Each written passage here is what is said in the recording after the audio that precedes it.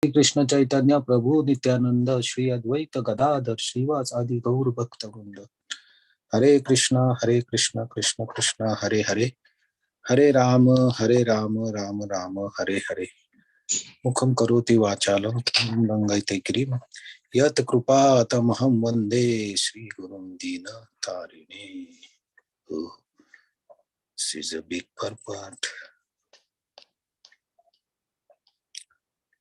Okay, so today we'll see 11.54. Krishna is speaking this verse to Arjuna. He is explaining about who can see this form now and how this form, the two-hand form of Krishna, can be seen. So let us see this verse. Bhaktya tav ananyaya shakya.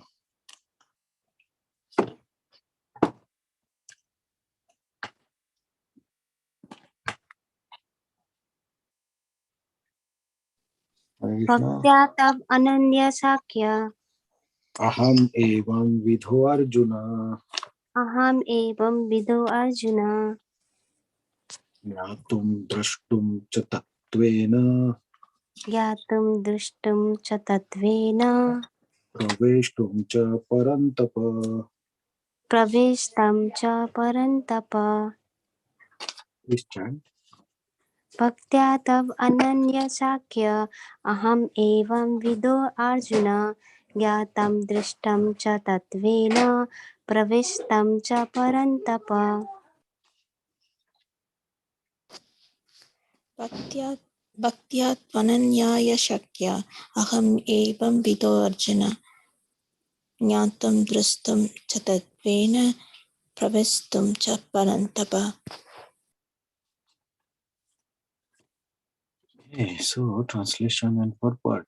My dear Arjuna, only by undivided devotional service can I be understood as I am standing before you, and can thus be seen directly. Only in this way can you enter into mysteries of my understanding. Purport. Krishna can be understood only by the process of undivided devotional service. He explicitly explains that in this verse, so that unauthorized commentators who try to understand Bhagavad Gita by speculative process will know that they are simply wasting their time. No one can understand Krishna and how he came from parents in the 400 form and at once changed himself into 200 form. These things are very difficult to understand by study of Vedas or by philosophical speculation. Therefore, it is clearly stated here that no one can see him or enter into understanding of these matters. Those who, however, are very experienced students of Vedic literature can learn about him from Vedic literature in so many ways. There are so many rules and regulations, and if one at all wants to understand Krishna, he must follow the regulative principles described in the authoritative literature. One can perform penance in accordance with those principles. For example, to undergo serious penances, one may observe fasting on Janmashtami, the day on which Krishna appeared, and on the 2 days, Ekadashi, the 11th day after the new moon and the 11th day after the full moon. As far as charity is concerned, it is plain that charity should be given to devotees of Krishna who are engaged in devotional service to spread Krishna philosophy or Krishna consciousness throughout the world. Krishna consciousness is a benediction to humanity. Lord Chaitanya was appreciated by Rupa Goswami as most munificent man of charity because love of Krishna, which is very difficult to achieve, was distributed freely by him. So if one gives some amount of his money to previous persons involved in distributing Krishna consciousness, that charity given to spread Krishna consciousness is the greatest charity in the world. And if one worships as prescribed in the temples in India, there are always some statue, usually Vishnu or Krishna. That is a chance to progress by offering worship and respect to the Supreme Personality of Godhead. For the beginners in the devotional service to Lord, simple temple worship is essential. This is confirmed in Vedic literature, Svetasvatara Upanishad 6.10 to the Yasya Deva Parabhakti Ryata Deve Tata Guru Tasyaite Kathita Hi Artha. Prakashante Mahatmana, one who has unflinching devotion to the Supreme Lord is directed by the spiritual master, in whom he has similar unflinching faith, can see the Supreme Personality or Godhead by revelation. One cannot understand Krishna by mental speculation, for one does not take personal training under guidance of bona fide spiritual master. It is impossible to even begin understand Krishna. The word tu is specifically used here to indicate that no other process can be used, can be recommended, and can be successfully understanding Krishna. Anyone can read the purport? It's long. Somebody can read?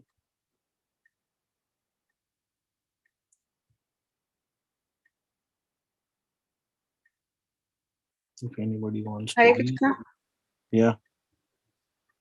From the personal forms, Mm-hmm. the personal forms of Krishna, the two-handed form and the four-handed, are described as Sudurdarsham, very difficult to see. They are completely different from the temporary universal form shown to Arjun. The four-handed form of Narayan and the two-handed form of Krishna are eternal and transcendental, whereas the universal form exhibited to Arjun is temporary. The verse Tvad Anyena na Drishta Purvam, verse 47 state that before Arjun no one had seen the universal form, that universal form. Also, this suggests that amongst the devotee, there was, sorry, among the devotee, amongst the devotees, there was no necessity of showing it. That form was exhibited by Krishna at the request of Arjun so that in the future, when one represents himself as an incarnation of God, people can ask to see his universal form. The word "na" used repeatedly in the previous verse indicates that one should not be very much proud of such credentials as an academic education in Vedic literature. One must take to the devotional service of Krishna. Only then can one attempt to write commentaries on Bhagavad Gita. Krishna changes from the universal form to the four-handed form of Narayan and then to his own natural form of two hands. This indicates that the four-handed forms and other forms mentioned in Vedic literature are all emanations of the original two-handed Krishna. He is the origin of all emanations. Krishna is distinct even from these forms, what to speak of the impersonal conception. As far as the four-handed forms of Krishna are concerned, it is stated clearly that even the most identical four-handed form of Krishna, which is known as Mahavishnu, who is lying on the cosmic ocean and from whose breathing so many innumerable universes are passing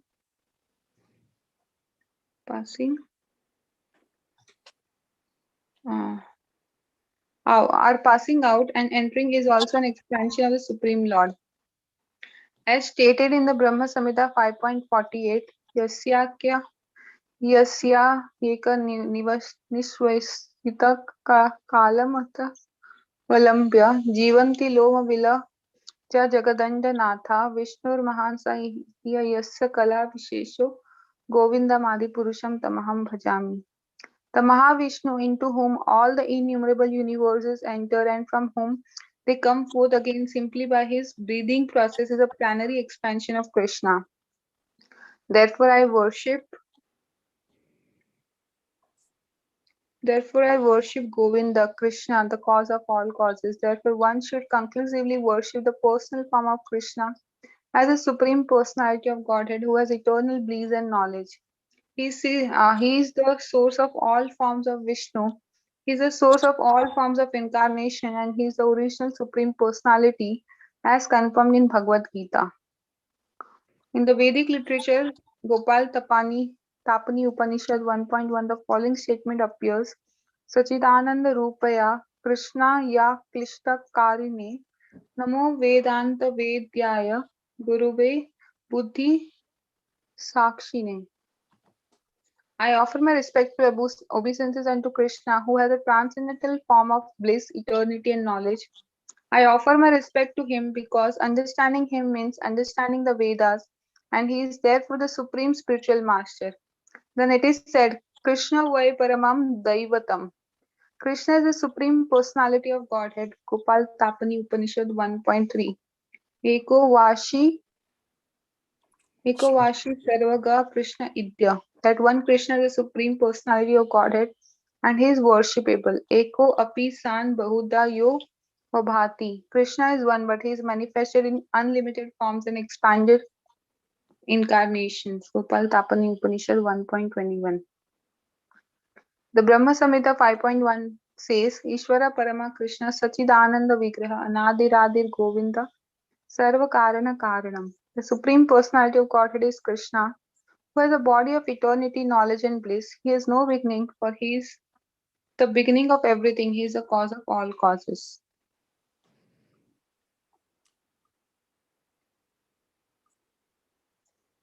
Okay. Elsewhere it is said, Yatra Vatirnam Krishnakhyam Param Brahma Narakriti. The Supreme Absolute Truth is a person. His name is Krishna, and he sometimes descends on this earth. Similarly, in the Srimad Bhagavatam, we find a description of all kinds of incarnations of the Supreme Personality of Godhead, and in this list, the name of Krishna also appears. But then it is said that this Krishna is not an incarnation of God, but is the original Supreme Personality of Godhead himself. Ete chamsha kala pumsha Krishnastu Bhagavan Swayam. Similarly, in Bhagavad Gita, the Lord says, Mata Parataram Nanyat. There is nothing superior to my form as the personality of Godhead Krishna. He also says elsewhere in Bhagavad Gita, Aham Adir Hi Devanam. I am the origin of all the demigods. And after understanding Bhagavad Gita from Krishna, Arjuna also confirms this in the following verse, Param Brahma Param Dhama Pavitram Paramam Bhavan. I now fully understand that you are the Supreme Personality of Godhead, the Absolute Truth, and that you are the refuge of everything. Therefore, the universal form which Therefore, the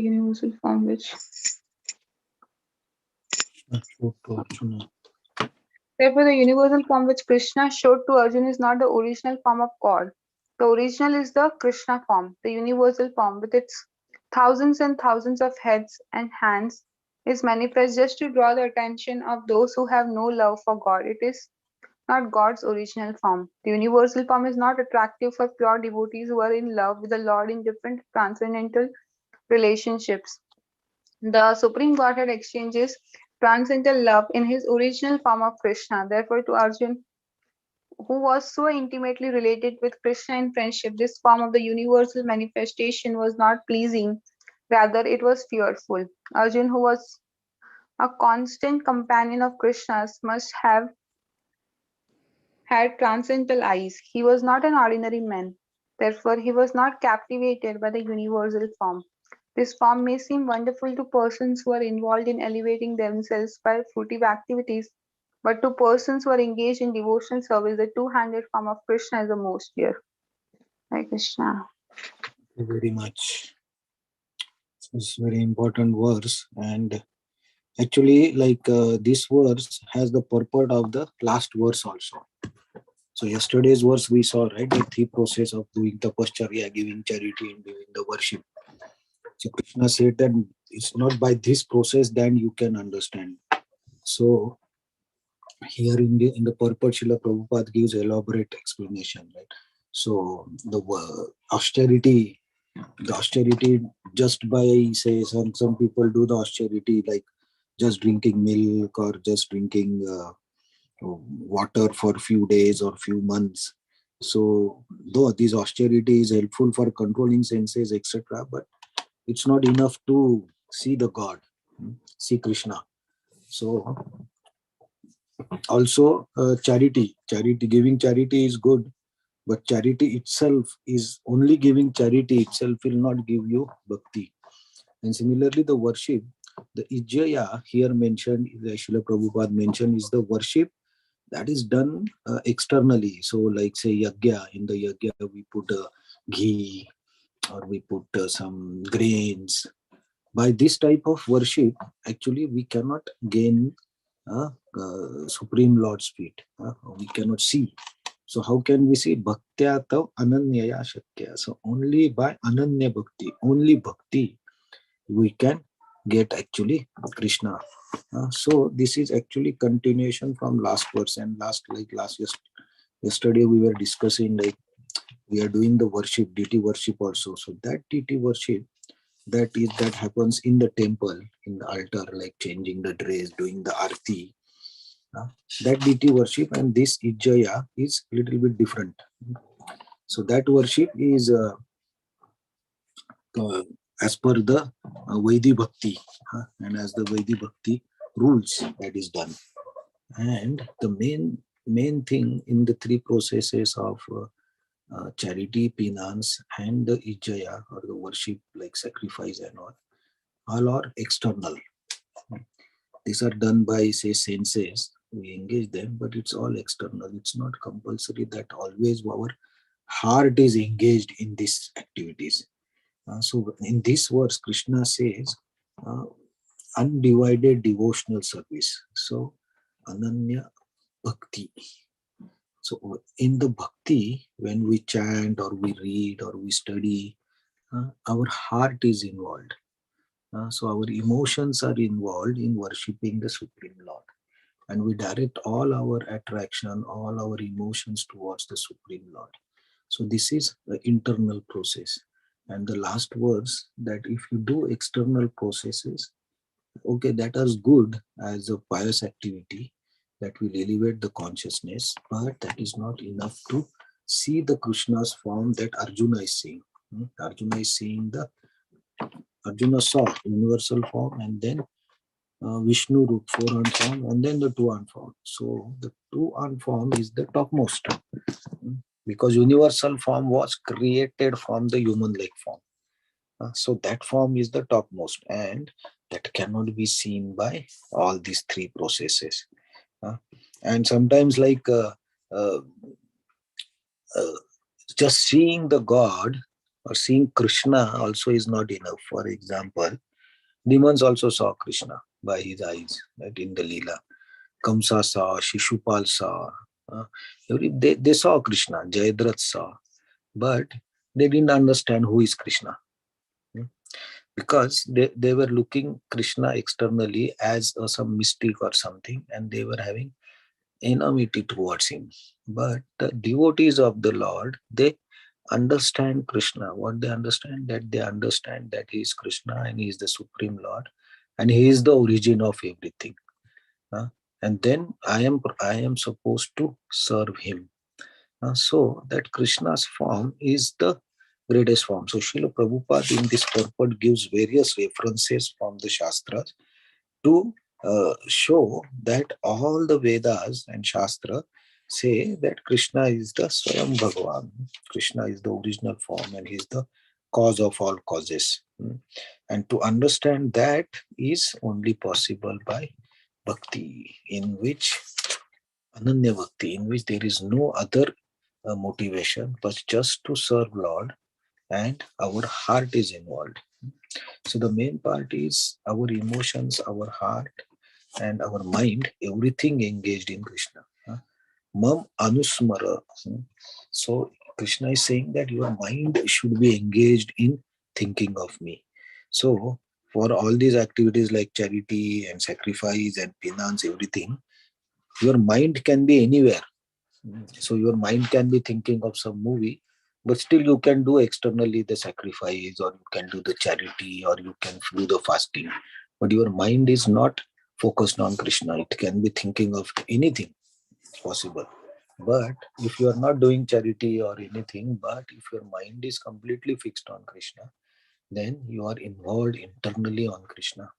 And that is the way through which we can understand Krishna. So Krishna is telling Arjuna that you have to understand by bhakti and not get disturbed by all these external activities. External, like yesterday we discussed, that external activities should be used to help the main cause, main purpose, that is bhakti. So that's why this chapter also, though its name as universal form or Vishwarup, this is also glorifying the bhakti, 10th chapter also was glorifying the bhakti. After telling all the vibhutis, Krishna said, unlimited vibhutis are there. Why you want to know everything? Everything is a spark of me. Just think of me, worship me, and you will see the Supreme. Same thing, purpose. Same theme is in this chapter, that even if you see the universal form, if you are devotee, that universal form will not satisfy you. So you don't waste time in that. Must do the bhakti. So we'll stop here today, and happy Diwali to you all. It's a very auspicious day on which Lord Ram came back, and also this is the day on which this Damodar Leela happened. So I hope everybody has done puja by now in India. In India, maybe the time will start now. But happy Diwali to you, and very happy New Year. And I hope we continue studying and engaging our mind and body in service of the Supreme Lord. Hare Krishna. Thank you very much.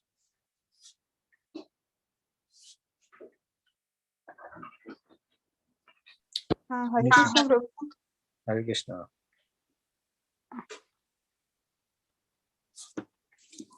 Yes, Mataji.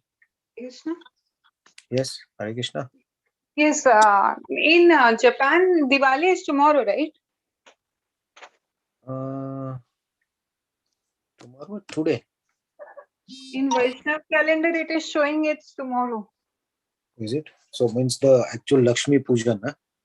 Yes, the Deepdan Diwali, it's showing tomorrow. Okay. As per Panchanga, because in our society, I see all the people, they are doing Diwali today, because in India, it's Diwali today. Okay. So that's why actually I didn't do anything. So Yeah. But like in Japan, I think Amavasya is tomorrow, right? Yeah, right. Because today there was little bit, moon was there.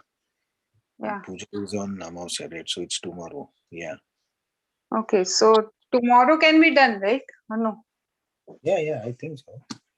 Because I just saw in the Vaishnav calendar and it was saying that it's tomorrow. So Yeah, you can do today, you can do tomorrow also. okay. And one question I had that I heard from someone, or I think from Justimar, I don't know, from some devotee, I heard that many times it happens that devotees many times end up doing lots of pious activities and they end up going to heaven instead of spiritual planets. So can you explain this little bit?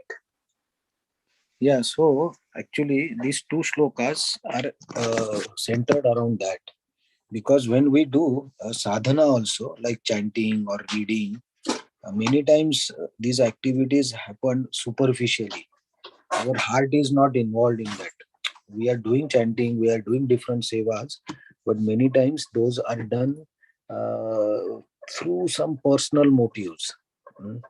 Somebody wants to have name, somebody wants to have fame, somebody wants that everybody should say that oh, he is a great devotee, or he is a good speaker, or he is a good kirtaniya.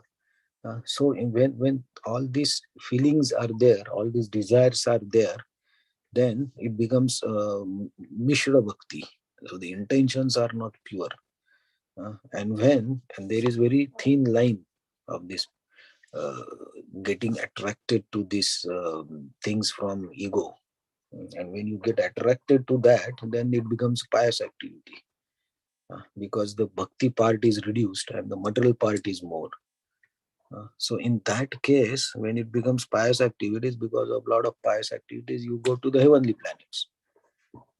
So that's why when we do bhakti, or we do chanting, we do any seva, whatever we do, it is very necessary to see our intentions, why we are doing this. And we have to see that our intentions are only to serve Krishna, and not for our any personal interest or personal desires. Because the more the personal desires come, the bhakti part get reduced, and then bhakti also becomes mechanically thing, that which is happening just internally, sorry, not internally, externally. And internally we are doing something different. The mind is working in different direction, and it just going around his desires to fulfill own desires. So in that way, then the bhakti part reduces, then it becomes a pious activity, and then you end up in heavenly planets with a lot of pious activity. So this explanation I have heard from Maharaj, that this is how it happens, that if your intentions are not pure, you get misdirected, or you get more focused on jnana part, or you focus more on austerities, doing the ekadashis very strictly, festivals strictly, fasting, and also you focus on that area, and then the bhakti is lost. So then you become a pious person. That's how it works. Okay, understood. Thank you, Prabhuji. Sorry, I have one more question. Is it okay? It's very late. No, it's okay. Actually, in this purport, it's mentioned regarding the charity that we should give charity to the Krishna conscious activity, or who is propagating Krishna consciousness. So many times it happens that whenever we whenever someone is preaching or something is there, and when they say like this, then many times people think it as a bias, or like because we are into Krishna consciousness, that's why we are preaching like that. So how do we make them understand that it's actually the reality and not just a biased thing? Or Yeah, it's so yeah. so the Srila Prabhupada actually mentioned that, if you give money, for example, to a needy person, that may satisfy his need temporary. Okay. If you give food also, it will also be for some time. The food cannot last lifelong. Money cannot last lifelong. Right? So these things actually becomes a temporary thing. But when you give knowledge of the Supreme Lord to any person, so like if for example you give Bhagavad Gita and you ask them to read, you give Bhagavatam, ask them to read, then actually it becomes a lifelong, or you can say eternal charity, right? Still listening? Yes, Yeah.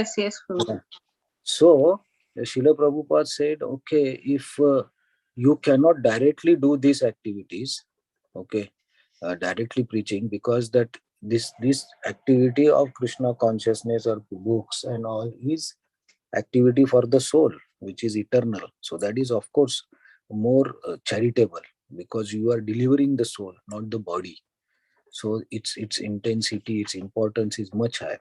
So person who is engaged in doing this activity, we should support that person to do that activity which is delivering the soul. So we are not behind the temporary benefits. Of course temporary benefits are okay, but how much that benefits, repeated things can be done. But if you deliver a soul by giving him proper knowledge, then that becomes an eternal thing, and that should be supported. So philanthropic activities are also welcome, because that gives rise to the mode of goodness, but that itself will not last eternally. So we focus on eternal activity. So from that angle, we say like, okay, if somebody is doing some preaching for say distribution Bhagavad Gita, or distributing prasadam, so it's much better, because that's going to benefit the soul eternally, and it's not for only for the body. The body will be nourished automatically when the soul is done. So that's the angle Srila Prabhupada said we should think when we are doing the charity also. We should use our intelligence in doing charity also for the Yes. best. Yeah, that's what I heard in Srila Prabhupada's lecture. Yeah. Thank you. It's understood Okay. very clearly. Thank you, Prabhuji. Thank you. Hare Krishna. Thank you very much. Hare Krishna. Thank you so much. Thank you, Hare Krishna. Happy Diwali. Thank Happy you. Hare Diwali. Krishna.